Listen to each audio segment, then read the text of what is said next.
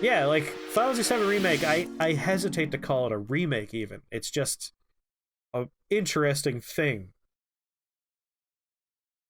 You haven't played the original, you would have hated the slog today. Having replayed it can be a slog. I played it with a fast forward button, so it wasn't that bad for me. All right, back to Kaine's story. Kneeling down, she removed her shawl and placed it around the young girl's shoulders, then produced a cloth from the folds of her dress and began blotting at the blood on her forehead. Okay, Kaine, she said. Why don't you... Okay, Kaine. Why don't you fight back? You're stronger than that lot. The words of her grandmother stung Kaine, and she turned away. Don't be nice to me, she said. I don't deserve it. Nothing matters anymore. Her tears, held in check for so long, finally began to fall on the muddy ground below. Everyone hates me.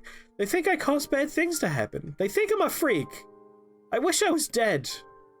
As Kaine's tears turned to sobs, she felt her grandmother's hands on her shoulders. Despite her advanced age and diminutive size, she was a woman of surprising strength, and Kaine found herself unable to turn away. Don't talk like that, girl. It's a river wide and deep that flows between the realms of this world and the next, and it grants no mercy to any that attempt to cross it.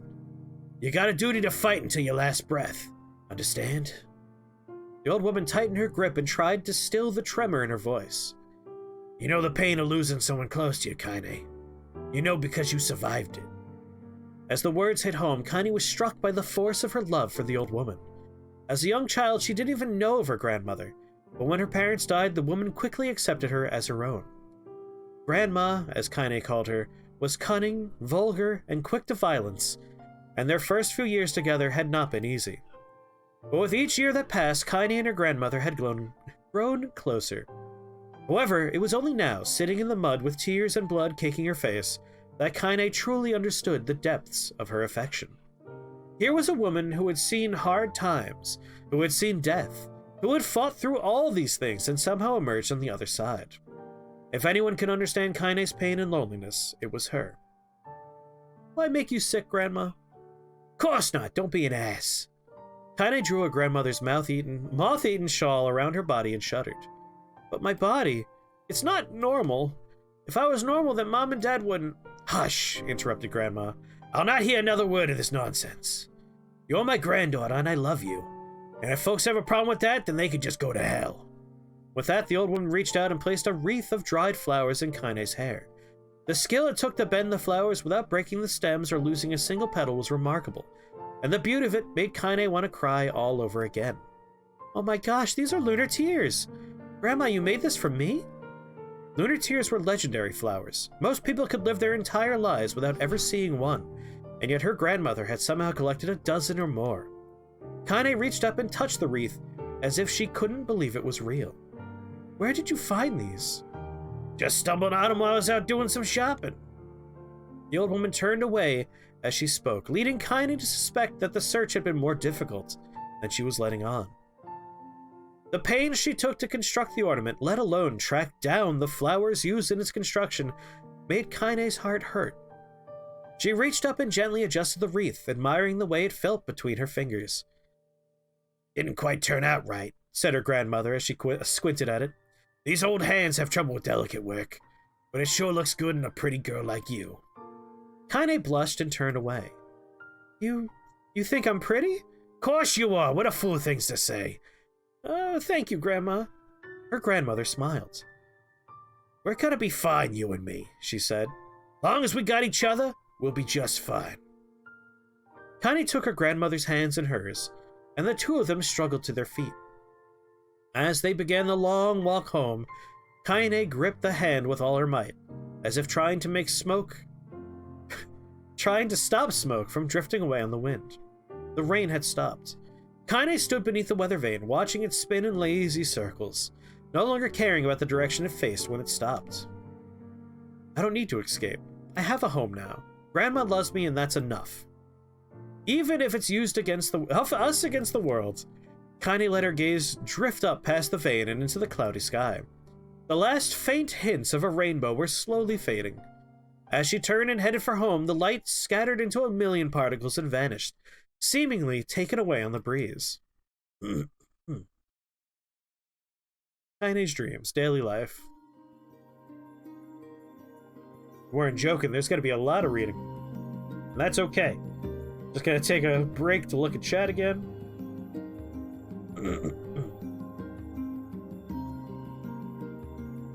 Remake good games? Well, reimagine.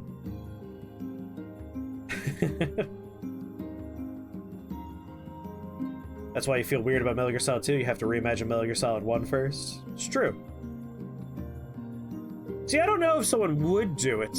Like, Konami, monetarily, has been utterly focused on just slot machines and pachinko machines. Like, they just haven't been bothering with video games very much. It's possible they might just sell the rights or license things out. Imagining a remake of Metal Gear Solid 2 is like imagining a remake of only the Two Towers.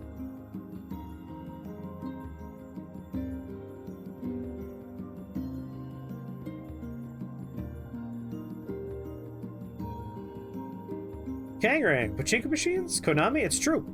Konami, as a company, has not really been doing much in the way of video games. They've been using their licenses to make, you know, Castlevania slot machines and Silent Hill's pachinko machines. They mostly operate in the realm of gambling licensing at this moment. Which is kind of a bummer. Like, they sit on a lot of really good properties. As someone who likes the Castlevania worlds and who really likes the Metal Gear Solid franchise, it's been a bummer. You want to buy the Castlevania Whip arcade machine? My god, does it feature like a whip? For me, the thing that like bugs me is I hate that Metal Gear Solid 5, a game that mechanically is like one of the most satisfying games for me. I love playing Metal Gear Solid 5. It has so many fun interlocking mechanics and customizations, and such an interesting sandboxy approach to missions. And the fact that like it's never been finished and will never be finished haunts me and it bothers me. I hate that it's an unfinished game. And that I'll probably never get to see what it could be as a finished product. That's a bothersome thing for me. She only sees money in gambling. Yep. That's the case. They see video games as less profitable than just going for straight up, you know, gambling stuff. In the distance, Kaine heard the steady sounds of an axe striking wood. The noise had a purposeful quality to it, as if she was hearing a master woodsman go about his work. The firewood being produced, however, was far from a work of art, as could be. Pieces of every shape and size were being flung about a barren yard with wild abandon.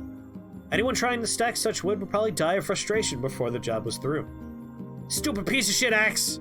Kaine's grandmother flailed away with the axe, filling the air with both splinters of wood and words that would make the most hardened sailor blush. Grandma, called Kaine. That you, Kaine? Yelled the old woman, taking her eyes off the wood for a moment. Don't get too close or I might take your goddamn foot off by mistake. She brought the axe down on a piece of wood, sending chips flying in every direction. One spun past Kaine close enough for her to hear the whistle, at which point she decided to step back. Once she scuttled to a safe distance, she cupped her hands around her mouth and shouted, Grandma! Do you need help? I can get you water or lunch or a new axe or something. The axe, poised to strike another wobbly blow, paused in midair. The old woman considered her granddaughter's offer for a moment, then smiled. Tell you what, since I'm doing such a piss-poor job of chopping, why don't you come here and take over so I can go get the water? Shade's been restless lately and don't want you run into one of them bastards. Relinquishing the axe, her grandmother picked up a long pole with wooden buckets on either end. Gathering water was by far the most difficult of the two jobs, but Kaine knew better than to complain. Once Grandma's mind was set, there was no changing it. Kaine did her best to help with the chores, but Grandma took every task that required travel to the village. Though she had a long list of plausible excuses, Kaine knew the real reason. She didn't want her granddaughter to be taunted and harassed by the villagers. Once Kaine moved in, Grandma decided to take up residence a good distance from the area. Out of sight, out of mind seemed to be the best policy when it came to the villagers and her granddaughter. And rare were the days when any but the two of them could be found on the rocky acre of land they called home. Kaine enjoyed the solitude, but harbored a secret resentment that her grandmother was forced to spend her golden years in such a place. After watching her grandmother leave, Kaine turned her attention to the task at hand. She had never chopped wood before in her life, and soon discovered why the old woman hated the chore. Swing after swing of the axe produced only a tiny crack. Only a tiny crack in the wood, and when she finally managed to connect with a solid stroke, the tool embedded itself in the log and refused to budge. Frustrated, Kaine swung the axe around her head and threw it, log and all, across the yard. Damn it! Crap! She suddenly understood the joy of her grandmother felt and a good curse. Happier now, she picked up the axe, forced it from the wood, and resumed chopping. She had a natural skill with a blade, but the task was challenging, and blisters soon began to form on her small pink hands. This is tough, and my logs are all weird sizes. Spitting on her palms and ignoring the pain, Kaine redoubled her efforts. Just as she was developing a rhythm, Grandma returned from the village. Setting down her buckets with a small sigh, she took one look at the logs and coughed out a wheezy laugh. Pretty clumsy, girl. You better practice if you... Her grandmother suddenly collapsed to her knees, causing one of the buckets to wobble precariously. Eyes wide, Kaine dropped the axe and ran to her grandmother's side. Grandma! The old woman shook her head and pointed a trembling finger at the bucket. Get the bucket! Can't let it spill! Kaine steadied the bucket with a foot as she knelt by her grandmother. A small bit of water sloshed over the side and made a new home in the hem of her dress, but Kaine didn't notice. Grandma, what's happening? Crazed with panic, she grabbed her grandmother by the shoulders and shook. After a moment, the woman lifted her arms and batted Kaine away. Stop that! Just stop! She cried, breathing heavily. It ain't like I'm dying. Just tired from the trip is all. Kaine desperately wanted to believe her, but one look at the old woman's shaking hands and worn face told her more than words ever could. Her grandmother had lived a long, hard life, and it seemed the bill was finally coming due. The time when her grandmother watched over Kaine was ending.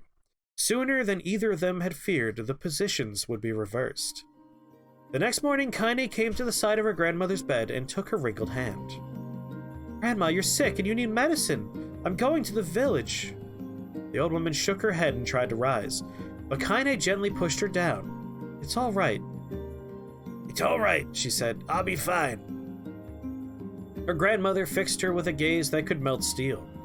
After what seemed like an eternity, she finally lowered her eyes and sighed. Well, I don't like it, goddammit, but I guess I should quit being so stubborn and let you grow up. The old woman watched as Kaine strapped on her boots and made her way down the road to the village.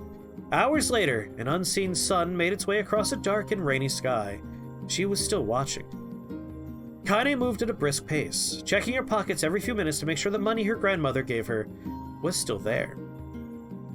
Every noise caused her to spin on her heels, making sure she wasn't being stalked by a shade, or worse, Demo and his gang. But she encountered neither tormentors nor shades, and Kaine finally found herself at the entrance to the village.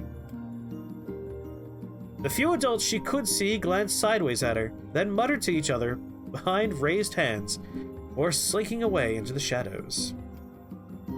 Her heart racing, Kaine took a series of rapid, shallow breaths and tried to calm herself.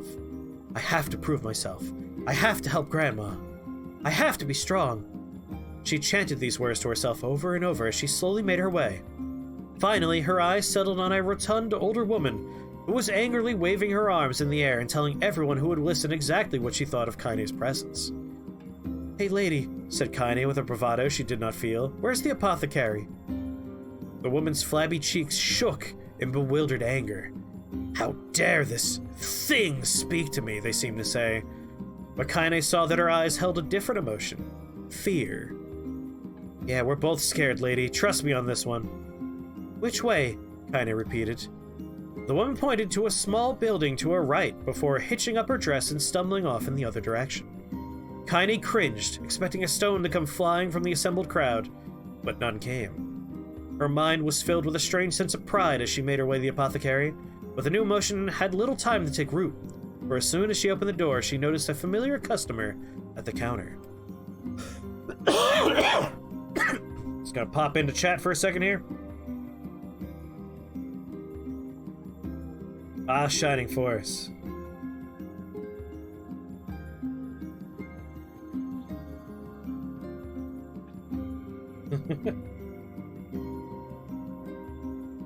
Yeah, Tom, me too. One day I'll get to them, or I'll die, or I'll be crushed by society. Whichever one comes first. Either I play Shining Force, or the world finally grinds me in the dust. It was Demo. He'd clearly been sent here on some kind of family errand, because his gang of followers was nowhere to be found. Oh my god, he sputtered. I mean, what are you doing, you freak? The insult was delivered without force, and Kaine happily ignored it. Stretching on tiptoes to see over the counter, she asked the shopkeeper for the medication. Ha! Barked Dino. Demo, that old bitch finally keel over? Go to hell, Demo. The boy's eyes grew so wide they seemed ready to fall out of his head. But before he could let fly a comeback, or worse, a punch, the apothecary told them to knock it off before he kicked them out of the store. Demo slunk out of the shop, cursing Kaine under his breath. Once he was gone, she allowed herself to breathe once more, taking a brief tour of the shop while the owner prepared her medication. Countless tiny bottles filled the cramped store, each with a label written in some indecipherable language. An ocean of aromas assaulted her nose, creating a scent that was exotic but not altogether unpleasant. Seeing such a variety of supplies gave Kaine a sense of peace. Surely, in a world so vast, there would be a place she could call home. On the far wall, behind the counter, rested a portrait of a stunning young girl. The picture had once contained bright, vibrant colors, but time had worked its cruel magic, and they were beginning to fade. The beauty of the work, however, remained undiminished. You like that picture? Quark, welcome back from yoga. What did you miss? So, we did ending A, which, as True Axiom just mentioned, it had a high body count, and it was not very happy, but it did have a semi-sweet ending. We did reunite with our sister, but it did cost us a lot of friends along the way. We're now on Route B of the game. We're seeing Kaine's dreams while she was petrified, where we're learning about her childhood, where she was ostracized by everyone around her and bullied constantly, and the only light in her life was her grandmother who took care of her. Currently, her grandmother is sick and needs medicine, and Kaine is alone in the town getting that medicine. You like that picture? Kaine turned to find the apothecary with a small vial of medicine in his hand. His eyes were gentle but sad, and they seemed to stare through her and into nothing as he spoke. That's my daughter. I sketched it when she was just a little girl. She's been dead a long time now. Kaine didn't know how to respond. She just stared at the portrait and tried to come up with the right words. Pictures are wonderful things, continued the shopkeeper. They let the ones closest to you live on forever. He shook his head slightly, then looked down at Kaine and smiled, handing her the medicine. He reached into his sizable green apron and produced a handful of old wax crayons. You should have these. There's no one left that I wish to draw. Kaine took an instinctive step back, causing the shopkeeper's face to darken. Yes, I've heard the rumors about you, he said. It's a small village and word travels quickly. Between you and me, I'm not sure which of them to believe, but I also don't think they matter much. I know your grandmother, Callie, and I think the way she was driven out of this town was just deplorable. Grandma's name is Callie, thought Kaine suddenly. She was still mulling this new fact over in her mind as she reached out and gently took the crayons from the apothecary's hands. Your grandmother's an old friend of mine, he said as Kaine scooted away yet again, and I owe her much. I wager she would like it if you drew a picture of her. Yes, I think she would like that very much. Kaine murmured a quiet agreement, but inside her heart was bursting. Never before had a villager treated her with anything but complete contempt. It was a tiny, almost imperceptible step, but it was a step nonetheless. And with enough tiny steps, she might one day discover the rest of the world. When Kaine returned home, she found her grandmother asleep in her bed. Her feet were blackened and raw, even bleeding a bit in places, leading Kaine to think that she had been pacing around the room until exhaustion finally caught up with her. She placed the medicine by her grandmother's pillow and turned to leave, but found the old woman's hand clasped around her arm. Back already, are you? Asked her grandmother with a yawn. Come here, let me have a look at you. Grandma sat up and examined Kaine from head to toe. Finally satisfied that nothing terrible had befallen her grandchild, she leaned back and allowed herself to relax. Well, how was it? Those bastards give you any trouble? It was kind of fun, said Kaine with a small smile. No, seriously, it was. Fun, huh? Asked her grandmother in a voice which implied she believed anything but. Uh-huh. So anytime you need me to run... Oh. Uh-huh. So anytime you need me to run an errand, just let me know. As she spoke, Kaine removed the crayons from her pocket. After a brief explanation of their source, she informed her grandmother that she was going to sketch her portrait. A portrait of me? Ridiculous. No one wants to stare at an old wrinkled crone. But Grandma, it'll make you live forever. Horse shit, said her grandmother, throwing back the sheet from her bed. Living forever would just piss me off. Now put those crayons away and help me with dinner. But Kaine would not relent, and in the end, Grandma found herself leaning against the wall of their house as if posing for a master artist. Kaine took up the crayons, eyed her subject carefully, and set to work.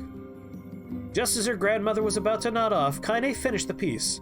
After staring at it for a bit, she released it from her grip and let it slowly drift to the floor. It's terrible. It doesn't look like you at all. I'm sorry, Grandma. I thought these crayons would, make drawing easy or something. The old woman's eyes narrowed at her granddaughter's disappointment. Let me be the judge of that, she said, ignoring the pain in her back and reaching for the paper. The sketch could have been a person's face. It could have also been a boulder, a lump of clay, or an incredibly misshapen loaf of bread, all rendered in chaotic arrays of colors. The old woman stared at the picture for a long time, then slowly wheezed out a laugh. Oh, Kaine, she said between laughter.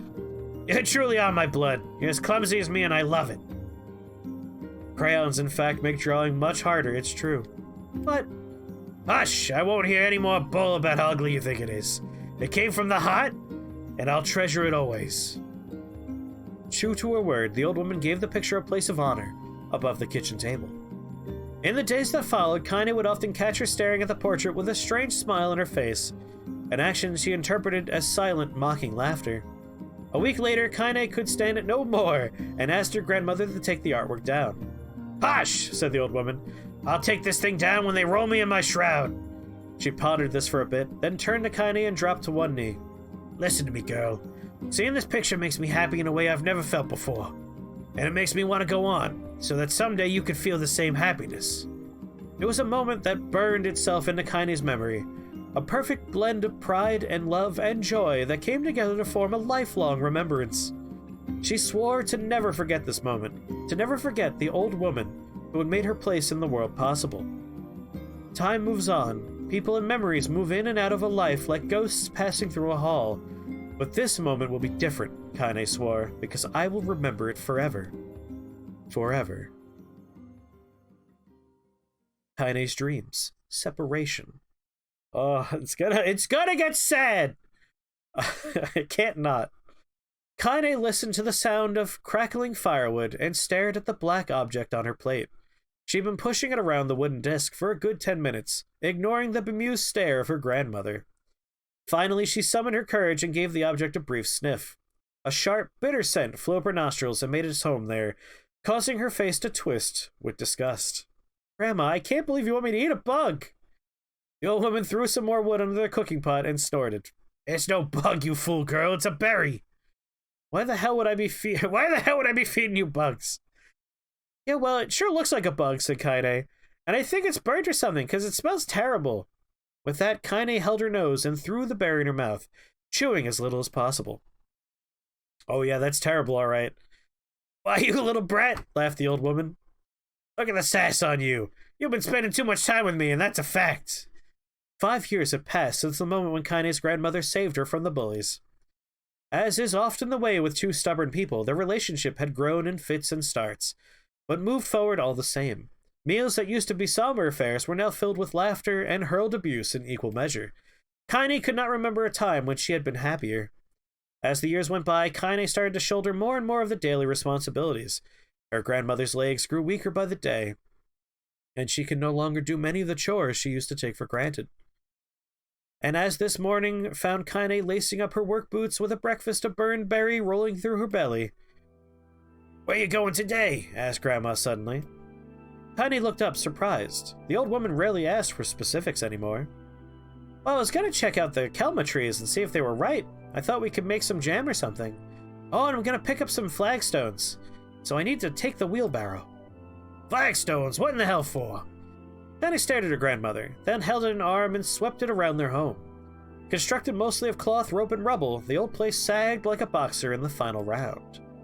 Grandma, a dying cat could chew through this house. I'm gonna build a stone wall so we have some protection. The old woman laughed, exposing her toothless grin to the world. God damn, girl. If a bunch of thieves want to ransack this old place, let them come. We got nothing worth stealing anyway.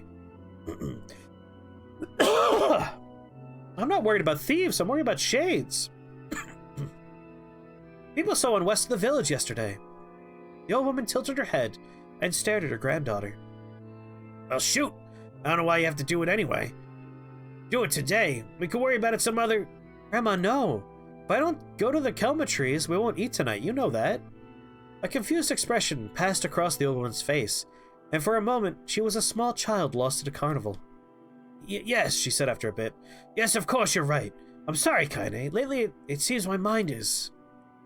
She didn't finish the thought. Instead, walking over to her nightstand and gently taking the wreath of lunar tears from the drawer, the flower's petals had aged to a brilliant whiteness, and Kaine thought it was more beautiful now than the day she first received it.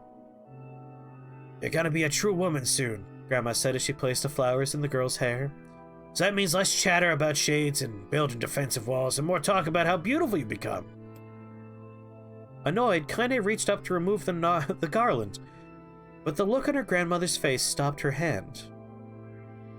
You're a beautiful thing, said the old woman, and there ain't another like you in the world. I'm very proud of you.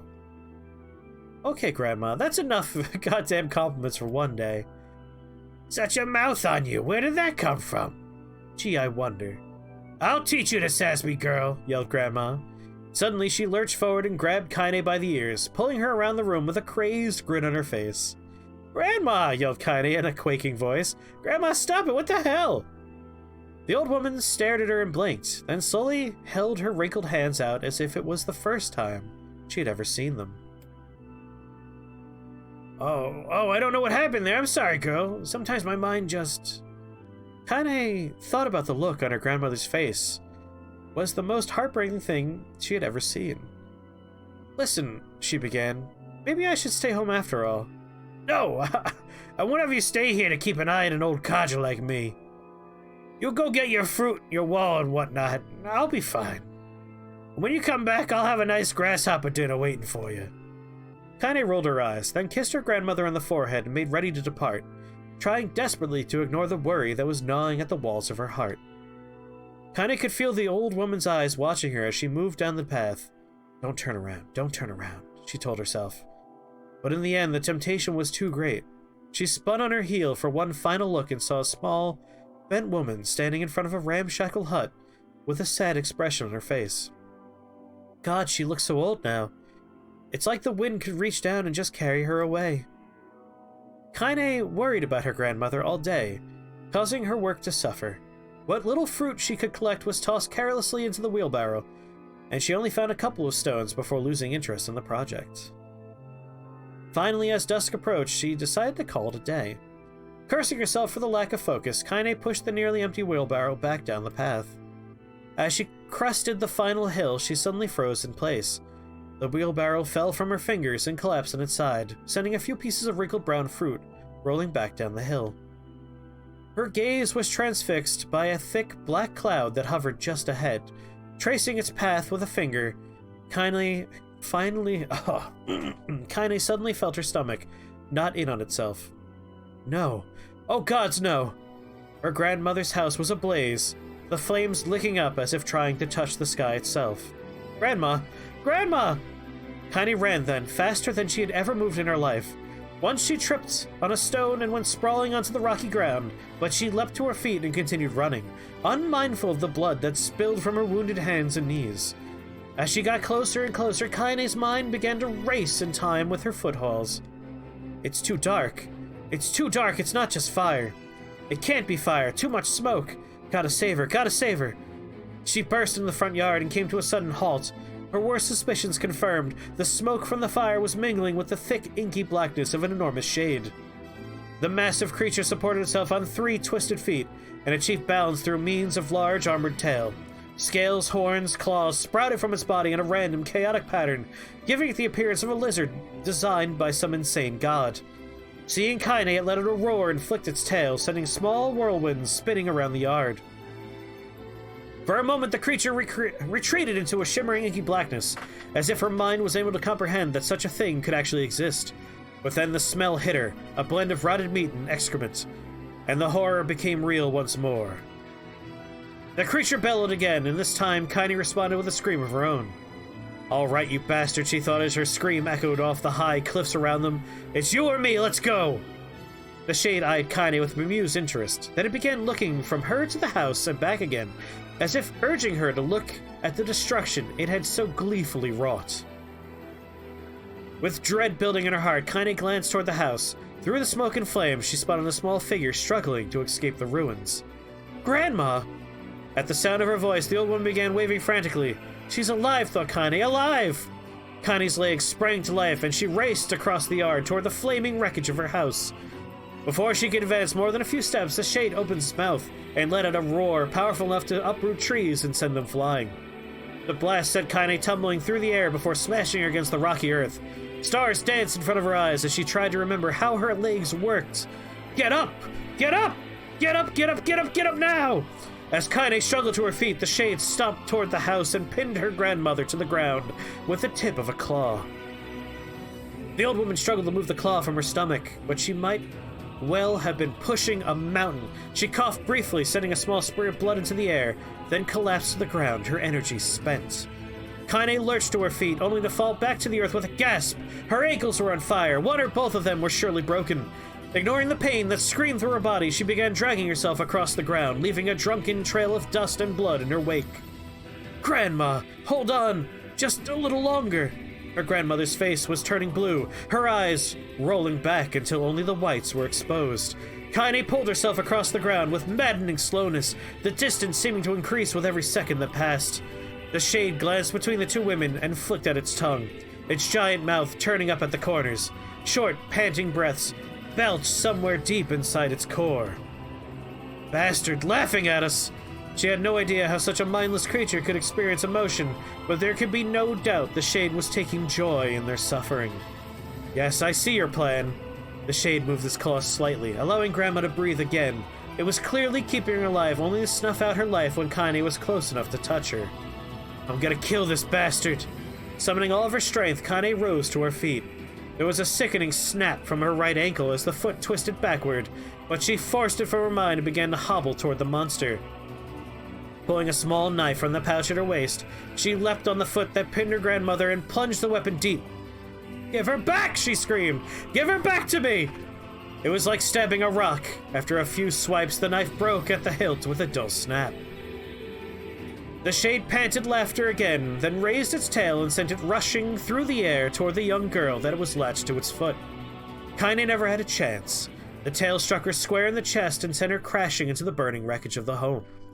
As she lay on the ground with blood pouring from multiple wounds, a small, weak voice spoke up. "Kaine!" Kaine's vision blurred, but she forced herself to focus on the sound. Finally, her eyes cleared enough for her to make out her grandmother's hands reaching out to her through the smoke. "Grandma!" "Kaine, you gotta run! You can't best this one!" Kaine grabbed the hands and held on with all her strength. "Grandma, come on, we have to go!" The old woman coughed loudly. One of her hands, slick with blood, slipped from Kaine's grasp and thumped to the ground below. "Grandma, no, no!" "I said run, goddammit! You have to live! You have to get through!" The thought would stay forever unfinished. Before she could say another word, the shade's clawed foot descended, smashing through the remains of the roof and down upon the shattered figure of the old woman. Blood oozed from the gaps in the creature's toes as the terrible putrid smell assaulted Kaine's nose once again. She stared at the foot, dumbfounded, convinced that what she was seeing could not possibly be real. When the creature finally lifted its appendage, all that remained underneath was a twisted, unrecognizable mass of rubble and red. Her grandmother was gone. Kaine blinked, trying to feel the hands which had been in hers just a moment before. For a fleeting instant, she could remember the warmth of that embrace, the trembling of the fingers, but then the sensation drifted away on the breeze and was gone. Memories flashed through Kaine's mind, one after the other, faster and faster until it became a meaningless jangle of noise.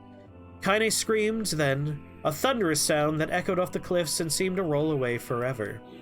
The shade eased forward, black ichor pouring from its mouth and dissolving into smoke on the ground below.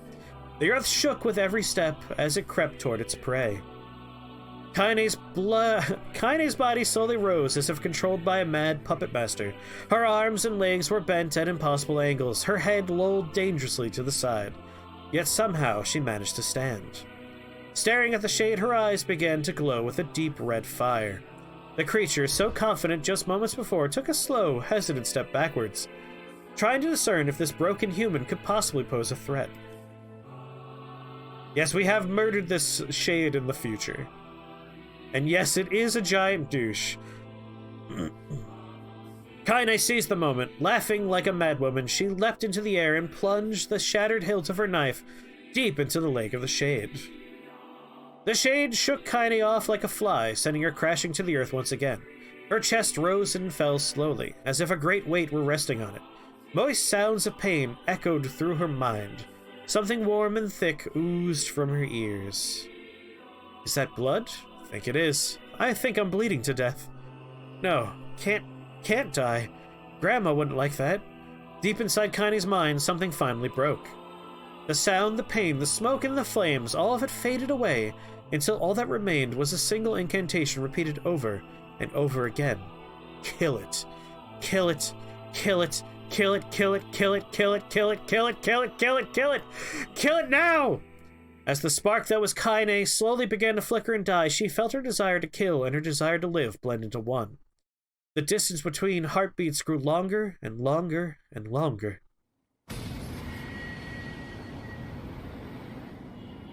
Kaine had very sad dreams while she was petrified. Yeah, this was the giant monster that Kaine was pissed at because it killed her grandmother, and we just got her dreams of that moment. And her childhood in general. Oh, I know.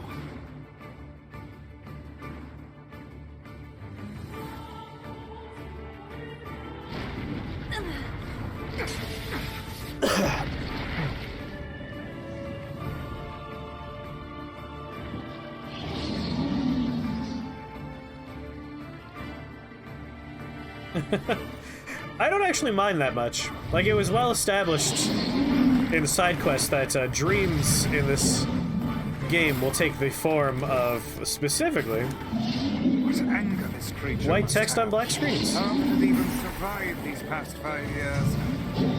I'm not gonna let this happen again. It dies today. My sword is lighter. It's not the blade, but the skill of the user. Strike it down.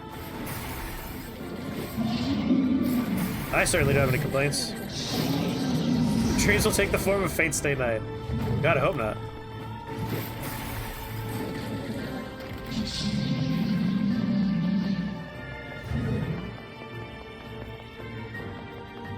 You don't have a health bar, die already.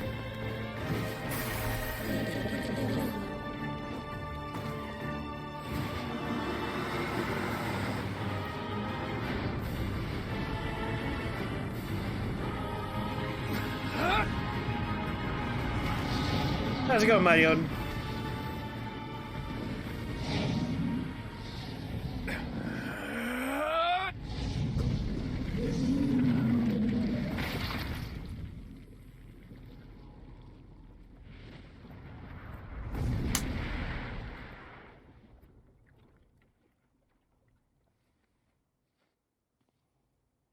Also, how's it going, Lave? Sorry, I was deep in text land.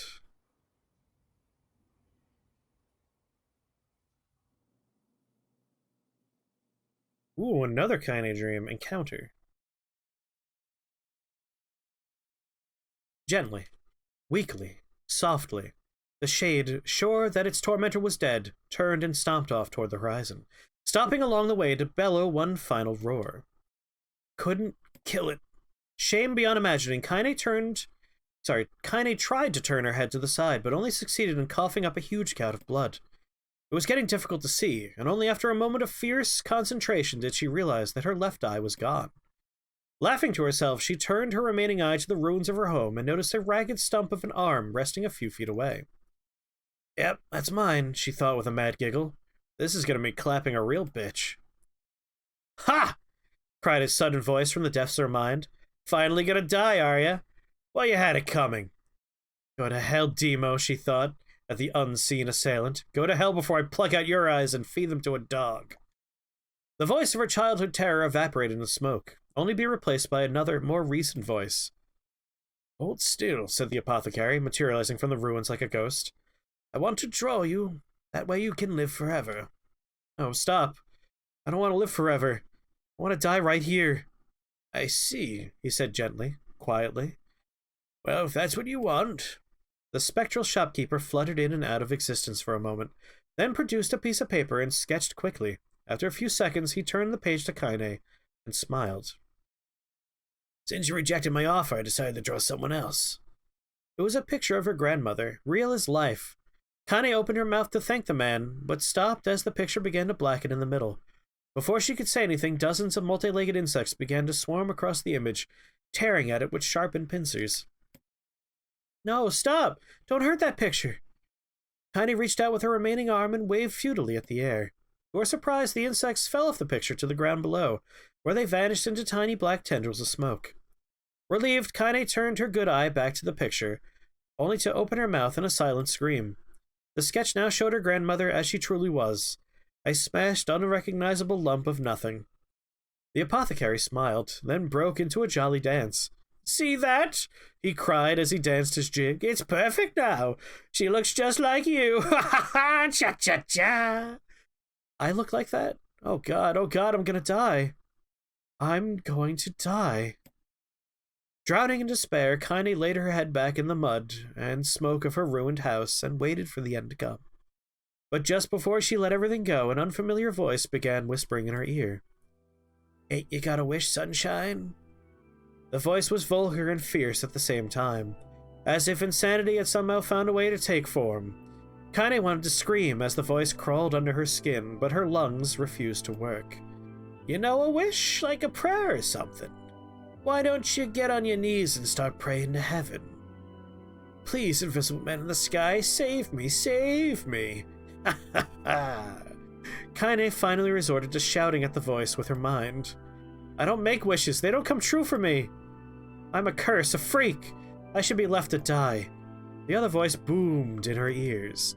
Oh god, you are the best. Kaine glanced down and saw a black, shiny substance oozing from her legs. She tried to brush it away, but her remaining arm would no longer respond. The substance slowly crept around her feet, and then began moving up toward the rest of her body. Is this death? Is this what it's like? Or is my mind just losing itself? She could feel the slime oozing upward, feel the hot, searing pain it left in its wake. Whatever else might be happening, she was still alive, and this was real. Come on, said the voice, let it go. Kaine tried to ignore the voice and concentrate on the pain, but the newcomer would have none of it. Don't ignore me, sunshine. You're ready to give up, ready to die. Why not let me have it? Have what? Your body. Come on, give it to me, give it to me. I want to stand on the ground, feel the rain, taste the wind. The voice paused, as if licking its lips. When it resumed, it was filled with mad, unabated joy. And I want to take your hands and use them to choke the goddamn life out of people. I want to tear out their throats and bathe in little blood just like before. In response, Kaine shifted her head and vomited. The warmth of it crept down her front and mingled with the pain of the encroaching black ooze. Are you a shade? Yeah, maybe. What of it? The slime reached her face, crept up past her nose, and slowly oozed into the socket of her missing eye. The moment it touched her brain, Kaine was struck by the most powerful sensation she'd ever felt in her life. It was ecstasy. She wanted to scream with delight, but all she could manage was a small, whispered moan. Feels good, don't it? Asked the voice with a chuckle. Yeah, what can I say? I know how to please the ladies. Now give me that body. Come on, give me the body and I'll give you more of this feeling. It's a fair trade. A black lump began to protrude from Kaine's side. As she watched, it grew longer and thicker, eventually taking the form of her missing arm. I could see better, she thought. My eye must be growing back too. The slime reached up to envelop the rest of her face, but she managed to brush it away. Stop, she whispered, marveling at how she had regained her voice. Stop! The black ooze hesitated, as if considering this request, then quickly shimmered down her body before disappearing in a cloud of smoke. "Ah, what the hell, Sunshine?" screamed the voice. "We had a deal! I thought you wanted to die." "Grandma said I can't die yet." A brief image of her grandmother, bloodied and broken, flashed before her eyes. She saw the shade that had killed her and heard its mocking laughter, then closed her eyes and forced the image from her mind. Her whole body was quaking with rage. When she opened her eyes again, they burned bright red. "That thing took my grandmother. I have to kill it before I die." Kaine glanced down and saw a mysterious pattern. The pattern of the shades burn itself into her left arm. "Well, I'll be damned," said the voice cheerfully. "Look at that, Sunshine. I think you and me are gonna be good friends now." Kaine stared intensely at her arm. The more emotional she felt, the more the letters seemed ready to puncture her skin and begin infecting the rest of her body. The arm clearly had a will of its own now. "Stop. Gotta stop." Holding her left arm in her right, Kaine took a deep breath and tried to calm herself. "Come on, don't fight it," pleaded the voice. "Hate's my favorite dish and I'm hungry. Let it go, feel the anger burn with the fire of revenge. Thirst for blood, then go out there and..." Shut up, get the hell out of my body!" "Your body? Oh, that's rich, Sunshine. Real rich. Look, why don't you just up and die so I can have this body all to myself? What do you say? I bet those buddies in the area would love to see you dead." I got close to the dude's actual voice. We're gonna hear this guy?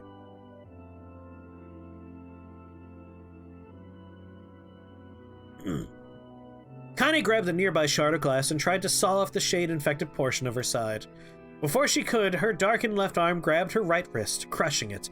Kaine screamed and dropped the shard as the sound of bone crunching on bone filled the air. "Stupid idiot girl. You're possessed now, Sunshine. There ain't no going back." The voice laughed again, a loud, long wail that seemed to go on without end. "Possessed?" whispered Kaine. "Yeah, possessed, you and me? We got what you might call a timeshare arrangement. Remember how folks used to think you were a freak? Well, wait till they get a load of you now." Kaine looked up, tears in her eyes. The sky seemed smaller somehow, darker. Is this because of that shade? Is this how they see the world? "So, listen," purred the voice. "I know this whole possession thing seems a bit sudden, but it ain't all bad. There's plenty in it for you, too. I'm a very powerful creature, Sunshine, and now that power belongs to you. You got enemies? People you want to kill? I can make it happen. That little fat kid who kept picking on you? That big old shade that squashed your granny? We'll wrap them up under their own assholes. No more abuse for you, Sunshine. No more pain." "Wait," said Kaine. "You're a shade. Why would you help me kill another shade?" "What? You think I'm some kind of racist? Some killing snob? I don't give a good goddamn who you murder, honey pants. I just want a drink from the well." Kaine considered this as she struggled to her feet, the power of the shade coursing through her. The smoke from her house was drifting away with the wind, and she enjoyed the way the cool evening breeze felt on her new left arm. After a long pause, the voice spoke up again. "So, how about it? You and me. We could have some good times together. Look, I'll even take care of the bloody part of it if you don't want." "Fuck off, asshole," muttered Kaine. "I'll handle the killing." "Look at you go! Oh, Sunshine, we're gonna have so much fun.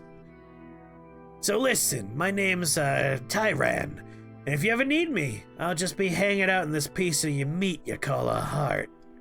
Now get to it. The more you kill, the more your heart turns rotten and sour, and I like rotten and sour." Kaine found herself nodding at the voice. Yeah, I think this can work. I'm gonna find that shade, and I'm gonna strangle it with its own guts. And when I'm done, I'm gonna do the same to you, Tyran. Count on it. "I've shit bigger than you, so good luck with that. Oh, and hey, one more thing. Right now, you and me are sharing this body. But if you ever run out of hate, if you ever, go soft, then I'm gonna take everything over. So keep on killing, Sunshine, and watch your back. The voice grew fainter and gradually faded away, fading to somewhere deep inside Kaine herself. Kaine waited until she was sure the voice was gone, then waved her new left arm around a few times, and thought, it feels perfectly normal. It feels like mine. Desperately, she began poking and prodding at the new limb, determined to find something wrong with it. She didn't want to feel normal. That would mean the creature inside her had already won. I'm not a shade.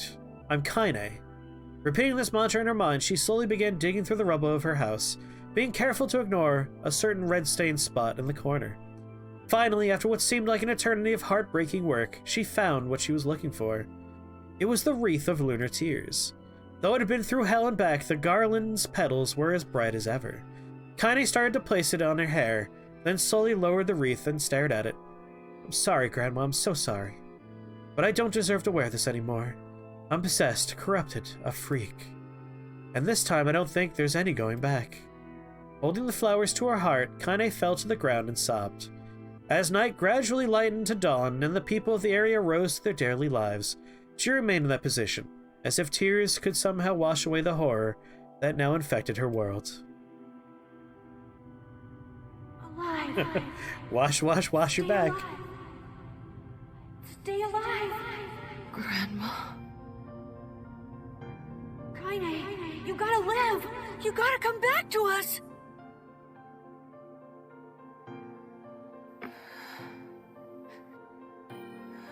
You're awake. That means no more text. Oh, hey.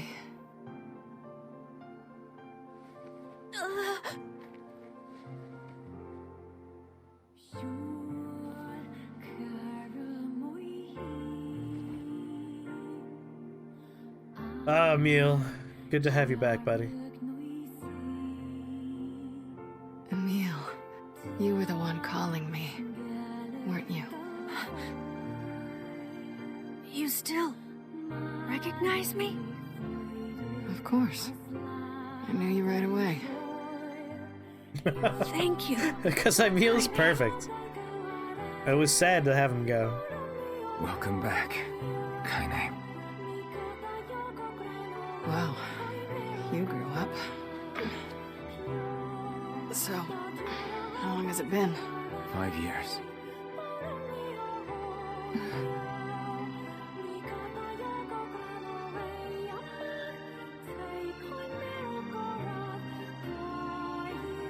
It's a very good theme. Also, the sad reprieve piano version that was playing earlier was very sad. Any luck with Yona? We are still no closer to finding her. We need a way to locate the Shadow Lord. By the way, this is for you. Is that a lunar tear? It's not as good as your grandmother's, but I tried. No, it's great. Thank you. There has to be Pope, if only because, like I said, I played Automata already, and Emil might show up in Automata.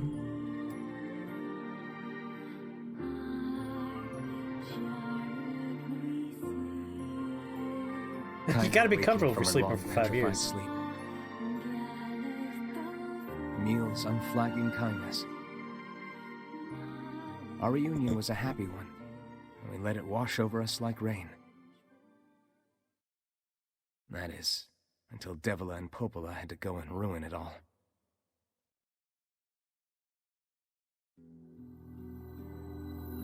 Are you kidding me? You can't be serious! Please, try to understand. People are tired and scared, and I'm sorry. I'm sorry you have to bear the brunt of that. This is crap, and you know it! It's okay. We can sleep outside. No one's sleeping outside. You and Kaine saved That's this just what she village, wears. and now they want to run you out? People are afraid of us. And really, I understand. As long Well, as you're still I mean, with look us, at me, he I says. can deal with it. Right, Kaine? I'm used to sleeping outside. But We'll see you later. Like, I was curious why one arm, one leg are wrapped up, but now we know those are shade parts. Sorry about this.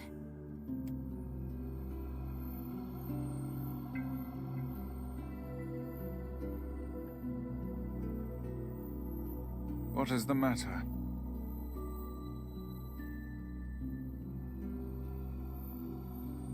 Technically, the horse masks belong to us.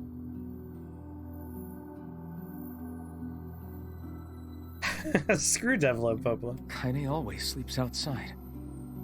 I never thought about that until just now. Never even occurred to me. Damn it.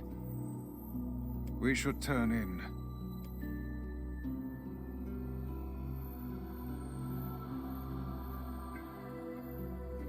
I didn't get much sleep that night.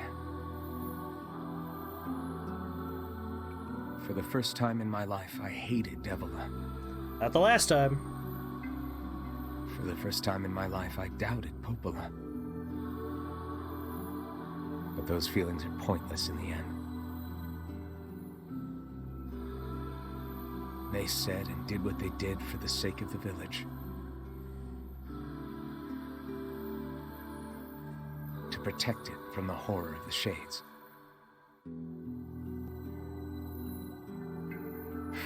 Or did they? Really, how can I blame Devila and Popola? Easy. In the end, I'm just as bad. Because I never once stopped to think about Kaine and Emil's situation myself.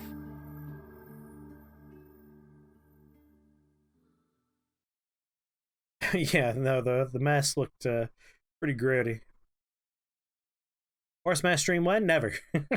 I hate wearing them.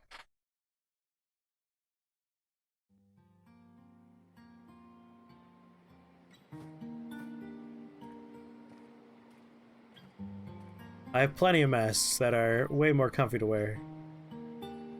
I should apologize to Kaine and Emil. But what good would that even do? I got a fire going. Wait, is that? Campfires are weird. Yeah, fires are I'm so happy to get to talk to you again, Kaine. Yeah, me too. I tried everything I could think of to save you, you know. I polished you with a special cloth. I poured warm water over you. Wait, you poured water on me? Yeah, but it didn't really do much except make you all shiny. Hey, Emil.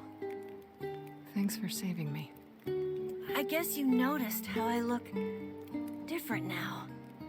I'm sorry, Emil. I'm sorry for all of it. Well, I mean, this new form isn't all bad, you know?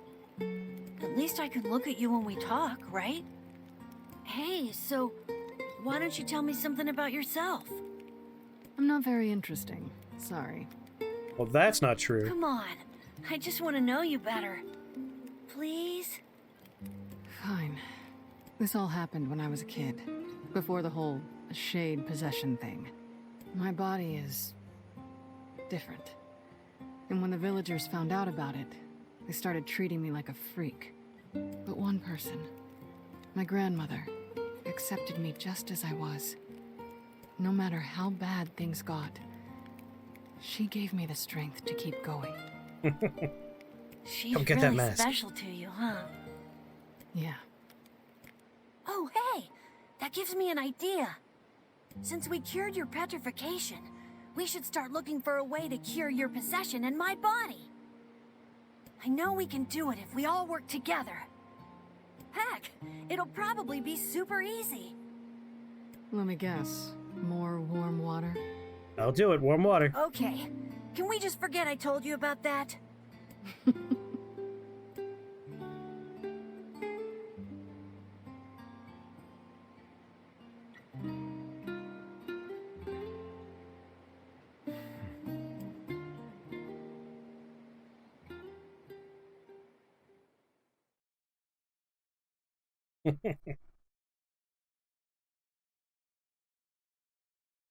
I hope I could see him kick butt someday.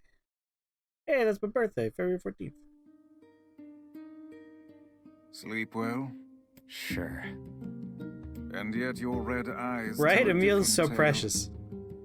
Don't be so hard on yourself, lad. I need to go see Devila and Popola. Very well.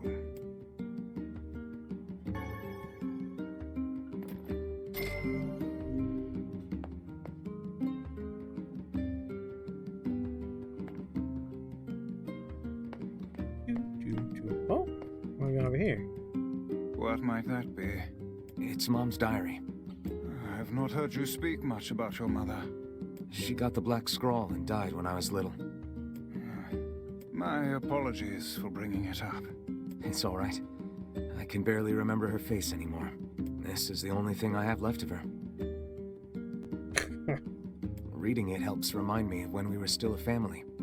I see.